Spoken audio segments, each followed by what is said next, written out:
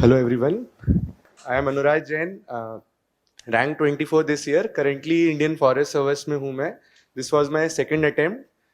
2010 I graduated from BITS Pilani और उसके बाद 2 years work किया था.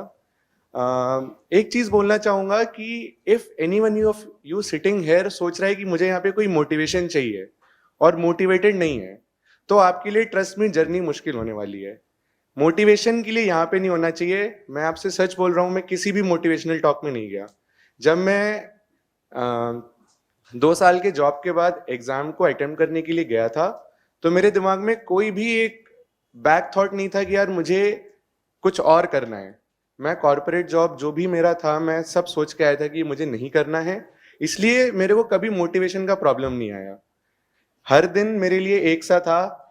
लोग बोल रहे हैं 10 घंटे, जितना भी घंटे पढ़ना है.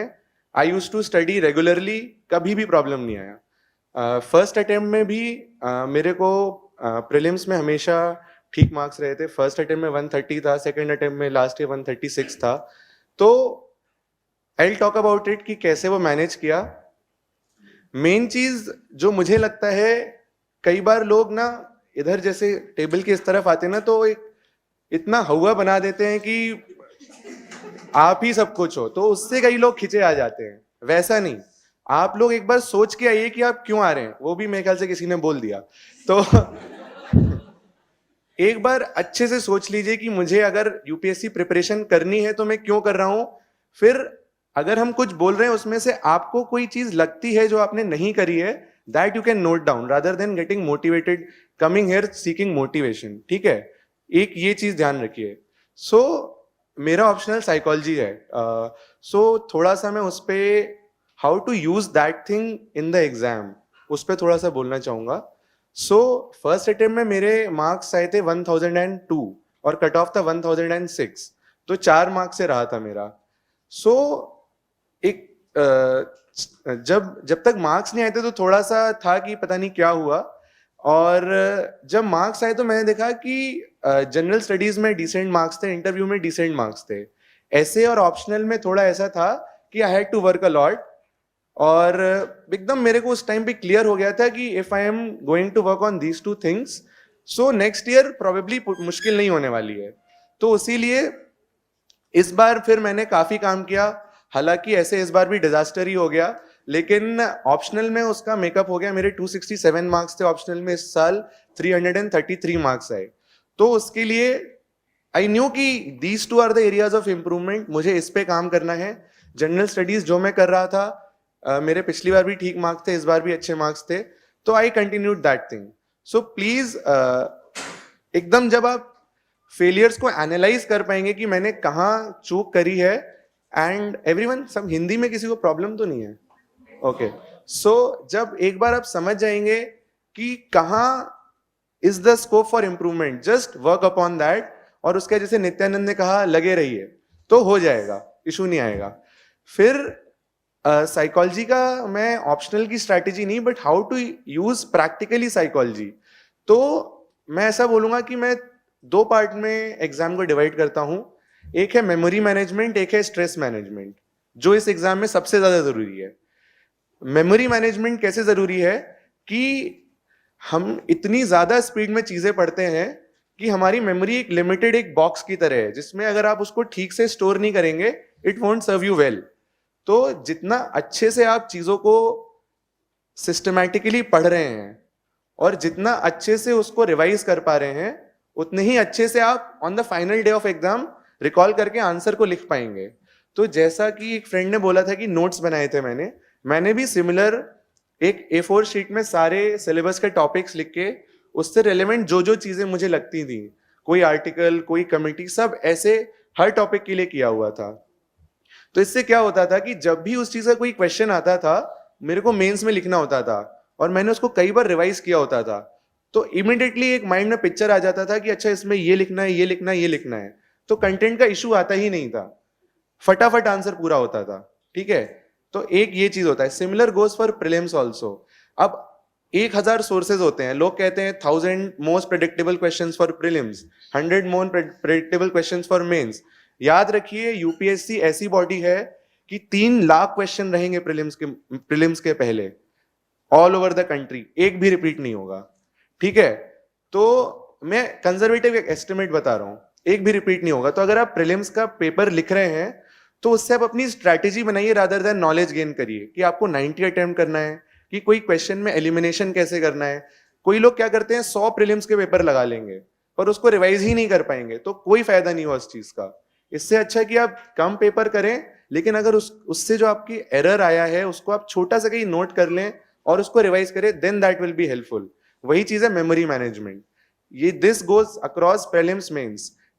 और कई सारे लोग इंटरव्यू में प्रॉब्लम होता है, तो आई बिलीव कि मेंस में इतना अच्छा कर दो कि इंटरव्यू में आप अगर डिसेंट भी कर दोगे तो then you are into the list, ठीक है। तो इसीलिए ज्यादा इंटरव्यू के लिए लोड नहीं लेना, just focus more on mains. Interview आपकी पर्सनालिटी जैसी भी है यूपीएससी जज करेगा उसको। If you are confident on the DAF, आपने जो भी लिखा हुआ है, मैंने पिछली बार एक गलती कर दी थी कि एक हॉबी उस टाइम चल रही थी तो मैंने वाली हॉबी लिख दी, तो अब मैं कॉन्फिडेंट नहीं हो पाया। तो थोड़ा सा कहीं डर था कि अगर इसमें पूछ लिया तो मतलब दिक्कत हो सकती है। बट इस बार मैंने सारा पहला अटेम्प्ट था, डैफ भी भरना है, भरा भरा लगना चाहिए, तो वो गलती हो गई थी इस बार। क्योंकि प्रीवियस गलती से सीखा कि वैसा कुछ नहीं करना, रिडंडेंट चीजें हटाई, जो लिखा एकदम कॉन्फिडेंट होके गया वहां पे। बोर्ड ने जो पूछा अच्छे से, मैं सच बोलता हूं अगर आधे घंटे हंस के भी आ जाओ तो 165 मार्क्स आ जाते हैं। तो सीरियसली बोल रहा हूं, स्ट्रेस मैनेजमेंट आप ये देखिए कि अगर आप इंटरव्यू का लोड नहीं ले पा रहे हैं तो आप डिस्ट्रिक्ट का लोड कैसे ले सकते हो। जस्ट थिंक दैट थिंग कि अगर आप एक इंटरव्यू का लोड नहीं ले पा रहे हो, how are you going to manage your district well. तो वही चीज है कि if you are able to manage your anxiety, your stress at that moment of life, they assume that you can continue the same momentum even in your job, ठीक है। तो ये चीज याद रखिए। और फाइनली मैं ये मेमोरी का मैंने बताया कि थोड़ा सा सिस्टमैटिक पढ़ाई करिए। दूसरा मैं बोलता हूँ स्ट्रेस मैनेजमेंट। स्ट्रेस मैनेजमेंट ऐसा होता है कि कई बार मैंने लोगों को देखा है कि लोग कमर में पट्टा बांध के बैठेंगे, है ना, हाथ में कुछ प्रॉब्लम हो रहा है, आंखों में जलन हो रही है, दवाइयां डाल रहे हैं। तो ये सब चीज क्यों है? Your body is signalling you कि आप उस पर ऐसा स्ट्रेस दे रहे हैं that it is not capable of bearing it। और जब तक आपकी बॉडी हेल्दी नहीं रहेगी, you are not going to able to अच्छे से जस्टिस नहीं कर पाओगे दिन के साथ। तो उसके लिए मैं रोज के रोज, आज भी ऐसा होता है कि डेली 1 आवर शाम को I take out for stress release. मतलब कुछ भी 1 घंटे मेरे को जाना ही है, 1 घंटे आई गो फॉर रनिंग। बॉडी में पसीना आना चाहिए, आपको गर्मी आनी चाहिए। और उसके बाद इवनिंग में आपको जो इवनिंग बची है, that will probably be more productive than others। और this thing continues before prelims, even on the day of mains। GS paper 1-2 लिखने के बाद शाम को 6:30 बजे घर पहुंच के भी आई गो 1 hour फॉर जॉगिंग।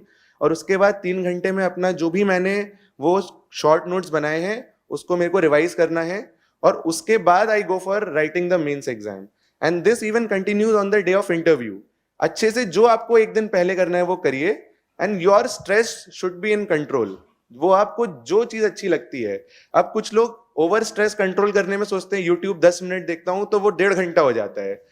ये सारी चीज नहीं करनी है। Be in control, be pragmatic. कुछ लोग बोलते हैं कि सोशल मीडिया बिल्कुल नहीं यूज करना और एकदम एक छोटा सा फोन लेके बिल्कुल ऐसा, वो नहीं। मेरे को ये जो था कि यस, सोशल मीडिया का लिमिटेड यूज करना है, जिससे कि वॉट एवर कॉन्सेंट्रेशन लॉस, तो